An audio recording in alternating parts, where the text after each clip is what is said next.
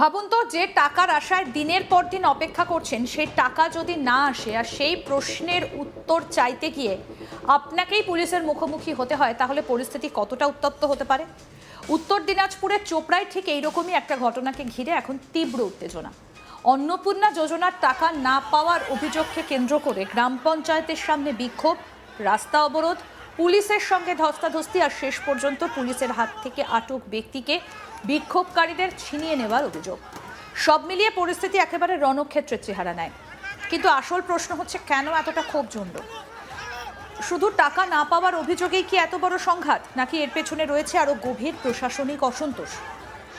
ঘটনাস্থল উত্তর দিনাজপুর জেলার চোপড়া ব্লকের দাসপাড়া গ্রাম পঞ্চায়েত এলাকা। অভিযোগ, অন্নপূর্ণা যোজনার টাকা দীর্ঘদিন ধরে পাচ্ছেন না বহু উপভোক্তা। দিনের পর দিন অপেক্ষা করার পরেও যখন প্রত্যাশিত অর্থ হাতে আসছে না, তখন স্বাভাবিকভাবেই মানুষের মধ্যে প্রশ্ন তৈরি হয়েছে, কোথায় আটকে রয়েছে টাকা? আবেদন করার পরেও কেন মিলছে না সুবিধে? কার কাছে গেলে সমস্যার সমাধান হবে? আর এই প্রশ্নগুলোর উত্তর না মেলায় ক্ষোভ ধীরে ধীরে জমতে জমতে একসময় বিস্ফোরিত হয়েছে একেবারে প্রকাশ্যে।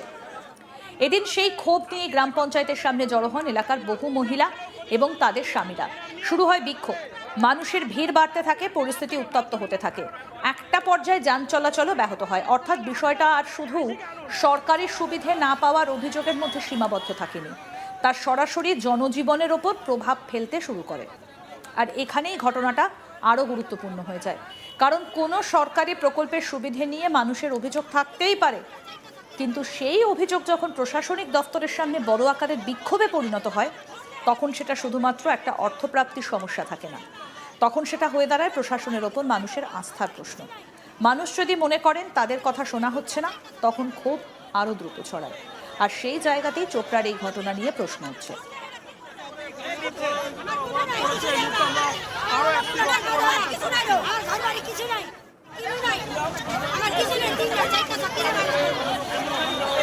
এবার এখানে একটু থামুন, কারণ ঘটনার সব থেকে চাঞ্চল্যকর অংশ এখনো বাকি। বিক্ষোভের পরিস্থিতি নিয়ন্ত্রণে আনতে ঘটনাস্থলে পৌঁছয় পুলিশ। পুলিশের কাজ ছিল পরিস্থিতি শান্ত করা, অবরোধ সরানো এবং যান চলাচল স্বাভাবিক করা। কিন্তু অভিযোগ, অবরোধ তুলতে গেলে বিক্ষোভকারীদের সঙ্গে পুলিশের ধস্তাধস্তি শুরু হয়। অর্থাৎ যে পরিস্থিতি শুরু হয়েছিল সরকারি প্রকল্পের টাকা না পাওয়ার অভিযোগ থেকে, তা ধীরে ধীরে পুলিশ বিক্ষোভকারী সংঘাতে গড়িয়ে যায়। আর তারপরই ঘটে এমন একটা ঘটনা যা গোটা পরিস্থিতিকে আরও উত্তপ্ত করে তোলে। পুলিশ এক বিক্ষোভকারীকে থানায় নিয়ে যাবার চেষ্টা করেছিল বলে অভিযোগ, কিন্তু তখন বিক্ষোভরত মহিলারা বাধা দেয়। শুধু বাধা দেওয়াই নয়, অভিযোগ উঠেছে পুলিশের হাত থেকে ওই ব্যক্তিকে ছিনিয়ে নিয়ে যান তারা। দেখুন ভিডিওটা।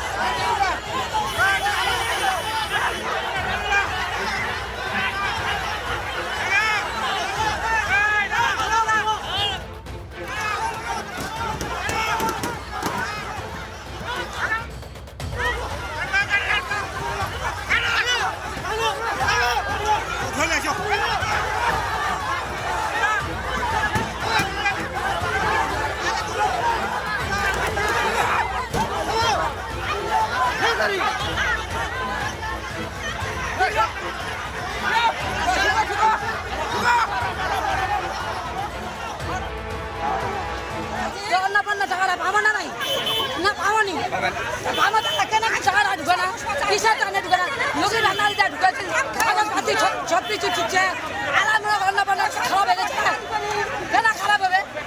লোকে বান্নারি যা ঢুকলে আনি কাগজপত্র খারাপ রইলে আলাদা রান্না বান্না ঢুকে না, লোকে বান্নারি আমরা একবার টাকা পাইছি কি যাবে পাওনি।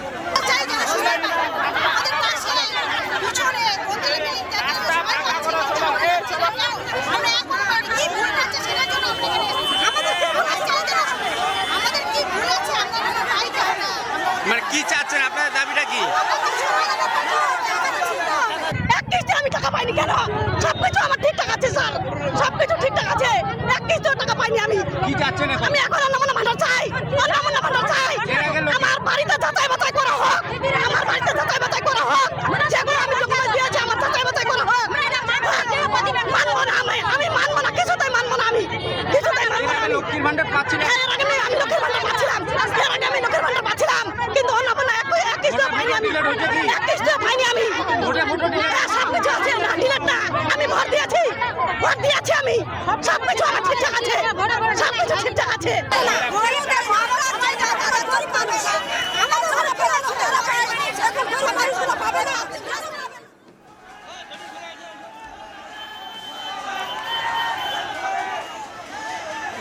ভাবুন একবার ঘটনাটা কতটা উত্তপ্ত হলে সাধারণ বিক্ষোভকারীরা পুলিশের আটক করা ব্যক্তিকে নিজেদের হেফাজতে ফিরিয়ে নেবার মতো পরিস্থিতিতে পৌঁছে যান।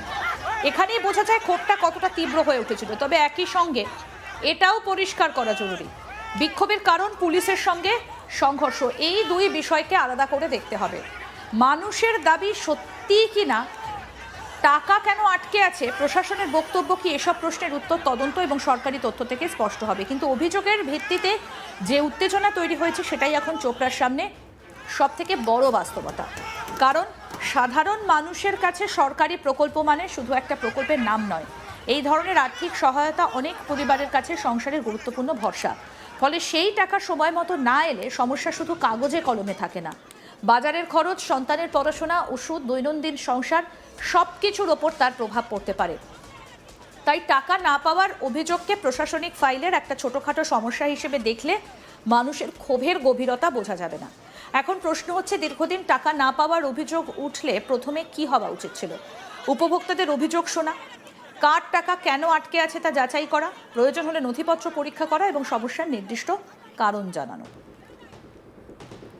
আরও আপডেট পেতে দেখতে থাকুন আজ তাক বাংলা, সাবস্ক্রাইব করুন।